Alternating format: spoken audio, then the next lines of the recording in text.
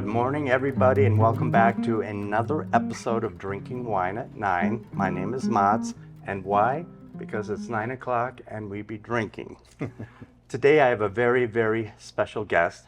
His name is Andrew Baldwin, and he is just a little bit of Australian wine royalty, and I'm so thankful that he's joining me at the table today because it's such a privilege to have one of the winemakers from Penfolds join us in our little studio in Denver, Colorado. So, Andrew, welcome to the table. Thanks, Matt. Enjoyable to be here. Yes. First time in Colorado, first time in Denver. So, privileged to be here and I guess share some information about Penfolds wines with you today. They're everybody's favorites, mine included. So, let's talk about the first one. Yep. So, Penfolds Bin 28 Syrah.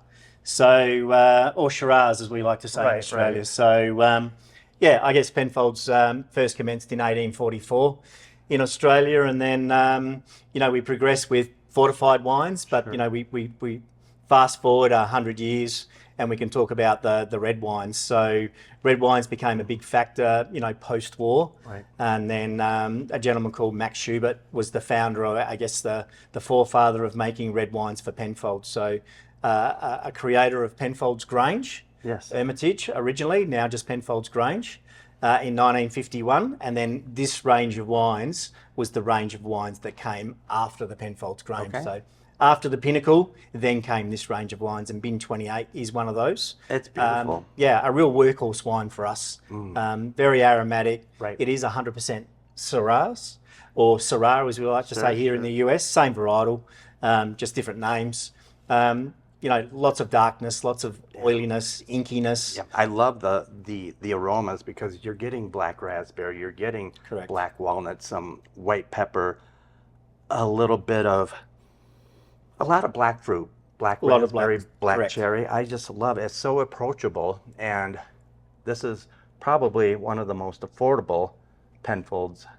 Absolutely. Besides the entry levels. Absolutely. It's something that we as winemakers will take home. Right. We'll consume, barbecue. Sure. Is positive, here in the US, NFL Sunday, a perfect complement with barbecue. Yes. As well. So, lots of those sort of, dark notes, but along with that comes the earthiness. Right. This is American oak, but this only has a subtle amount of American oak in it. So we're only talking 10% new American oak. So, it's very smooth and very palatable. Correct. Incredibly well balanced, and it just has the right amount of finesse to get your dinner party started. Correct. Good balance. Yes. The acidity is quite nice as well. It's a wine that you don't have to overthink.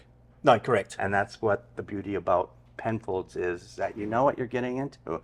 So that brings us to wine number 2. Wine number 2. Yes. Well, we're going to take you on a little journey. Okay. So Penfolds is now, I guess, recognised for making wines around the world in what we call country of origin.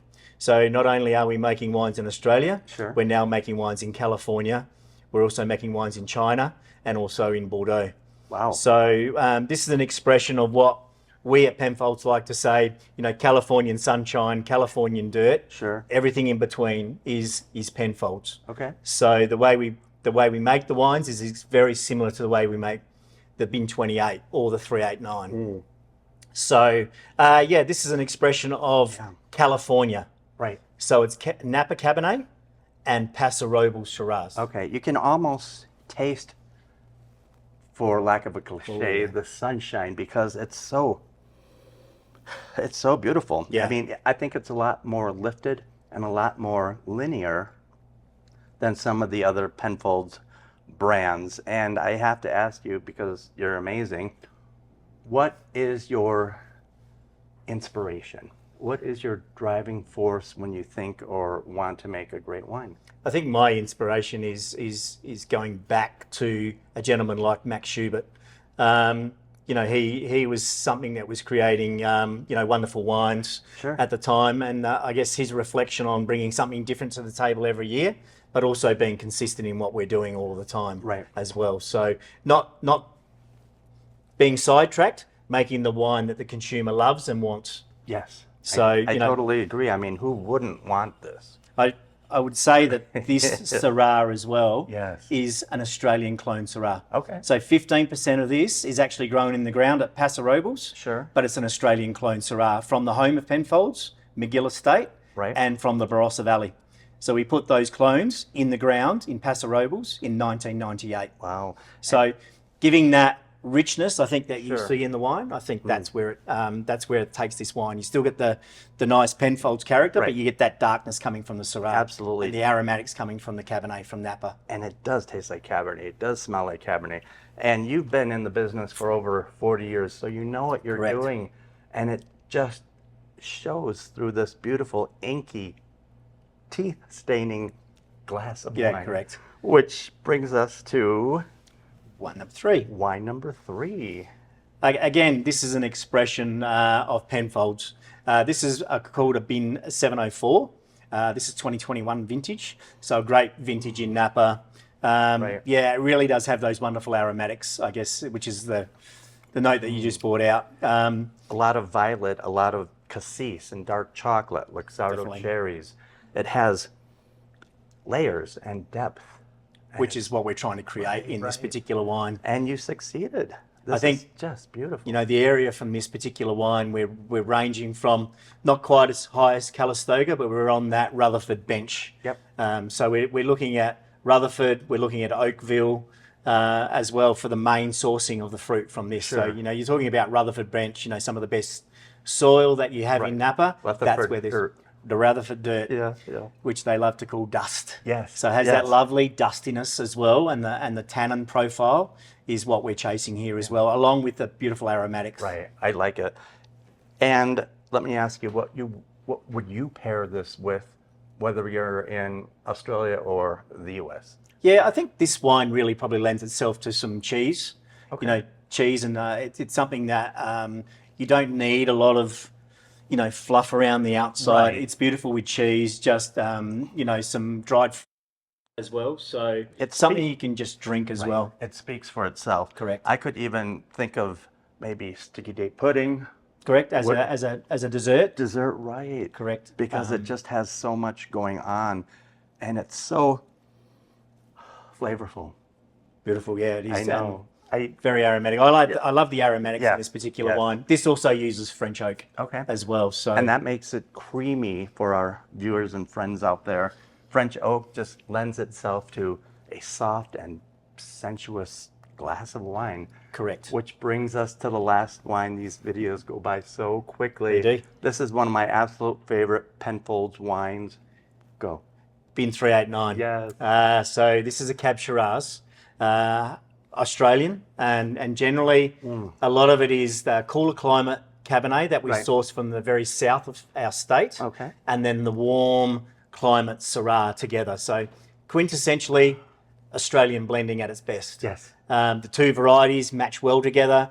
You get the strength and the mid palate, the outside coating tannins from the Cabernet, Yep. but you get the real darkness and the richness and the punch from the Shiraz in the middle. You really do. American oak. As Okay. well.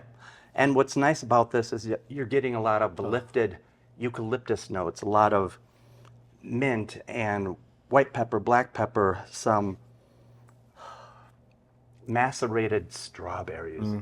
And it's all in this little glass that you created. Correct. So people often refer to this as Yeah. the Baby Grange. Baby Grange. Let me ask you this, and other people have asked me. The Grange is currently $850, $900 a bottle. Yes. Why or how does that bottle of wine command such a price tag? I think it commands such a price tag because you're talking about quality of fruit. Sure. You're talking about age of fruit. Okay. You know, some of the oldest vineyards, we have a gentleman supplying Penfolds, same block, same vineyard, to the same winery for 104 years. So, you know, you've got vineyards that are you know, multi-generational vineyard. You're talking vineyards that are over 100 years old. So to have that, you know, within our Penfolds portfolio to create some of the, you know, the great wines of the world. Right. You know, that's what's in our arsenal within Penfolds. You know, wonderful old vineyards, an expression of making the wines, which is quite different to, you know, the French to Napa Valley winemakers. Right. It's a really different process on how we make the wines, how we get extraction, how we use fermentation in a barrel, in an American oak barrel for this particular one as well.